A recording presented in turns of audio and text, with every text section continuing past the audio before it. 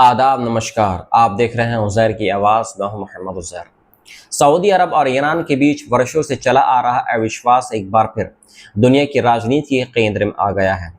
इस बार वजह केवल दोनों देशों के रिश्ते नहीं बल्कि पूरे मध्य पूर्व की बदलती सुरक्षा व्यवस्था है। हाल ही में सामने आए आंकड़ों के अनुसार सऊदी अरब ने ताइवान से रिकॉर्ड संख्या में ड्रोन खरीदे हैं। ताइपे के वित्त मंत्रालय के मुताबिक सऊदी अरब ने एक ही महीने में लगभग 4 करोड़ 72 लाख डॉलर के ड्रोन खरीदे, जो जून 2023 के बाद किसी भी देश द्वारा एक महीने में की गई सबसे बड़ी खरीदारी मानी जा रही है। सबसे हैरान करने वाली बात यह है कि सऊदी अरब ने इन ड्रोन के लिए दूसरे देशों की तुलना में लगभग 10 गुना अधिक कीमत चुकाई है। रिपोर्ट्स के अनुसार लगभग 3,260 ड्रोन खरीदे गए, जिनकी प्रति ड्रोन की औसत कीमत लगभग $14,472 रही है, जबकि इसी श्रेणी के दूसरे देशों को निर्यात किए गए ड्रोन की औसत कीमत केवल लगभग $1,464 थी। हालांकि अभी तक ये स्पष्ट नहीं हो पाया है कि इन ड्रोन का इस्तेमाल किस उद्देश्य के लिए किया जाएगा। जानकारों का मानना है कि इनका इस्तेमाल औद्योगिक कार्यों के साथ साथ सैन्य अभियानों में भी किया जा सकता है। ये खरीद ऐसे समय में हुई है जब अमेरिका और इजराइल द्वारा ईरान पर किए गए हमलों के बाद पूरे खाड़ी क्षेत्र का सुरक्षा संतुलन इस टाइम बिल्कुल बदल चुका है। पहले सऊदी अरब खुद को ईरानी हमलों से अपेक्षाकृत सुरक्षित मानता था, लेकिन हाल के युद्ध ने ये धारणा पूरी तरीके से बदल दी है। ईरान की जवाबी कार्रवाई में संयुक्त अरब अमीरात और सऊदी अरब समेत कई जीसीसी देशों को निशाना बनाया गया।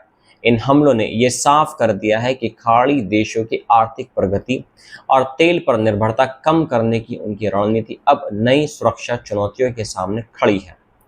वर्षों से अमेरिका पर अपनी सुरक्षा के लिए निर्भर रहने वाली सऊदी अरब के सामने अब सबसे बड़ी दुविधा यही है कि क्या अमेरिका भविष्य में भी उसी तरह उसका सुरक्षा साझेदार बना रहेगा। युद्ध के दौरान कई ईरानी ड्रोन और मिसाइल हमलों को अमेरिकी नेतृत्व वाले एयर डिफेंस सिस्टम पूरी तरह रोक नहीं पाए हैं। यही कारण है कि अब अमेरिका को लेकर सऊदी अरब में अविश्वास लगातार बढ़ता दिखाई दे रहा है। अमेरिकी राष्ट्रपति डोनाल्ड ट्रंप का ये बयान है कि स्ट्रेट ऑफ हार्मुज की सुरक्षा के लिए खाड़ी देशों को अमेरिका को भुगतान करना चाहिए। इस अविश्वास को और गहरा करने वाला माना जा रहा है। तो दूसरी ओर अमेरिका के पूर्व विदेश मंत्री एंटनी ब्लिंकन ने भी स्वीकार किया है कि अमेरिका के सहयोगी देशों का भरोसा कम हो रहा है, और जब भरोसा टूटता है तो देश नए साझेदार तलाशने लगते हैं।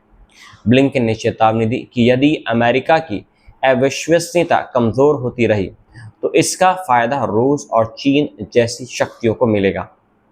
इसी बीच centre for strategic and international studies के रिपोर्ट में अमेरिका के पूर्व राजदूत माइकल रैटिनी ने कहा कि सऊदी अरब की स्थिति बेहद जटिल है। एक और वह ईरान की सैन्य शक्ति कमजोर होते देखना चाहता है, लेकिन दूसरी ओर उसे डर है कि यदि युद्ध लंबा चला या ईरान में अराजकता फैली तो उसका सबसे बड़ा नुकसान खाड़ी देशों को उठाना पड़ेगा। रैटिनी का कहना है कि सऊदी अरब को भरोसा नहीं है कि अमेरिका आखिर तक उसका साथ देगा। उसे आशंका है कि अमेरिका किसी भी समय अपना मिशन पूरा घोषित कर पीछे हट सकता है और इसके बाद की अस्थिरता का सामना अकेले सऊदी अरब को ही करना पड़ेगा। यही वजह है कि सऊदी अरब लगातार संतुलित बयान देता रहा है। उसने ईरानी हमलों की निंदा की है, लेकिन सीधे सैन्य कार्रवाई की धमकी देने से बचता रहा है। इस पूरे युद्ध ने सऊदी अरब को अपनी सुरक्षा नीति बदलने के लिए मजबूर कर दिया है। अब वे केवल अमेरिका पर निर्भर रहने के बजाय नए रक्षा साझेदार तलाश रहा है। इसी रणनीति के तहत पाकिस्तान के साथ रक्षा सहयोग तेज किया गया है। अप्रैल 2026 में पाकिस्तानी सैन्य बलों की बड़ी टुकड़ी दहरान स्थित किंग अब्दुल अजीज एयरबेस पहुंची है। रिपोर्ट्स के अनुसार लगभग 13,000 पाकिस्तानी सैनिक और लड़ाकू विमान इस तैनाती का हिस्सा है। इसे 1991 के खाड़ी युद्ध के बाद सऊदी अरब में पाकिस्तान की सबसे बड़ी सैन्य तैनाती माना जा रहा है। पाकिस्तान के अलावा यूक्रेन भी सऊदी अरब का नया तकनीकी रक्षा साझेदार बनकर उभरा है। जद्दा में दोनों देशों के बीच 10 वर्षीय रक्षा सहयोग समझौते पर हस्ताक्षर हुए हैं। यूक्रेन को ईरानी शाहिद ड्रोन से लड़ने का अनुभव है और इसी अनुभव का लाभ सऊदी अरब लेना चाहता है। रिपोर्ट्स के अनुसार यूक्रेन ने सैकड़ों एंटी ड्रोन एक्सपर्ट्स खाड़ी देशों में भेजे हैं।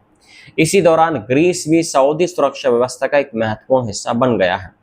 ग्रीक पैट्रियट मिसाइल सिस्टम ने यन्बो रिफाइनरी की ओर दागी गई ईरानी बैलिस्टिक मिसाइलों को सफलतापूर्वक इंटरसेप्टेड कर दिया है। ये पहली बार था जब सऊदी अरब में तैनात ग्रीक सेना ने सार्वजनिक रूप से किसी सैन्य कार्रवाई को अंजाम दिया हो। इन घटनाओं से अब साफ है कि सऊदी अरब अब बहुस्तरीय सुरक्षा नीति अपना रहा है, जिसमें अमेरिका के साथ साथ पाकिस्तान, यूक्रेन और ग्रीस जैसे देशों की भूमिका भी बढ़ रही है। दूसरी ओर चीन के साथ भी रक्षा सहयोग लगातार मजबूत हो रहा है। जानकारों का मानना है कि भविष्य की सुरक्षा रणनीति में चीन की भूमिका और ज्यादा बढ़ सकती है। अमेरिका और सऊदी अरब के रिश्तों पर भी इस युद्ध का असर साफ दिखाई दे रहा है। ट्रंप प्रशासन के दौरान हथियारों की बिक्री और तेल व्यापार इन संबंधों का सबसे महत्वपूर्ण आधार रहे हैं, लेकिन हाल के महीनों में दोनों देशों के बीच कई संकेत ऐसे मिले हैं जिनसे दूरी बढ़ने की आशंका दिखाई दे रही है।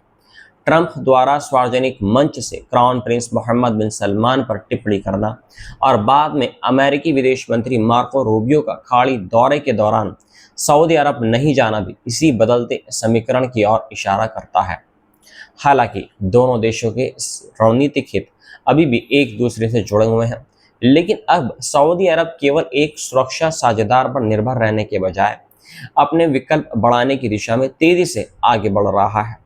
जानकारों का यह भी मानना है कि स्ट्रेट ऑफ हार्मोज इस पूरे संकट का सबसे बड़ा केंद्र बन चुका है। यदि भविष्य में ईरान फिर से स्ट्रेट ऑफ हार्मोज को बंद करने की कोशिश करता है तो इसका असर केवल तेल बाजार पर नहीं बल्कि पूरी अर्थव्यवस्था, पूरे वर्ल्ड की अर्थव्यवस्था पर पड़ेगा। यही कारण है कि आज मध्य पूर्व की राजनीति केवल हथियार और सऊदी अरब के रिश्तों तक सीमित नहीं रह गई है, बल्कि ये अमेरिका, चीन, पाकिस्तान, यूक्रेन और यूरोप की सुरक्षा रणनीतियों से भी सीधे जुड़ चुकी है।